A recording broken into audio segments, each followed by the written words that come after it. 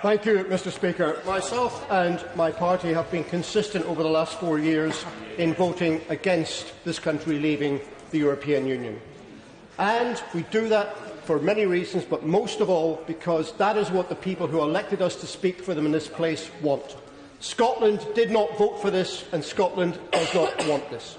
But we have never in these debates suggested that the result of the 2016 Brexit referendum should be ignored, set aside or overturned by this Parliament. What we have said is it is the legitimate and proper role of an elected Parliament to consider the consequences of this course of action, and if, in our judgment, we believe those consequences to be sufficiently dire, then we should allow the opportunity for the people of the country to reconsider the decision they took in 2016 in full knowledge of the facts and knowledge that we now have available. And what is at risk now is the right of this Parliament to exercise that degree of judgment. It is a shame in many ways that we have to move this motion tonight and that we have to pass emergency legislation tomorrow.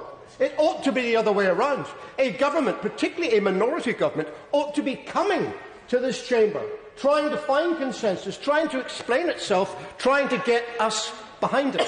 But instead, that is not happening. And the reason why so many people find it necessary to do what we are going to do tonight is simply because we have lost faith in this government. Not only has the government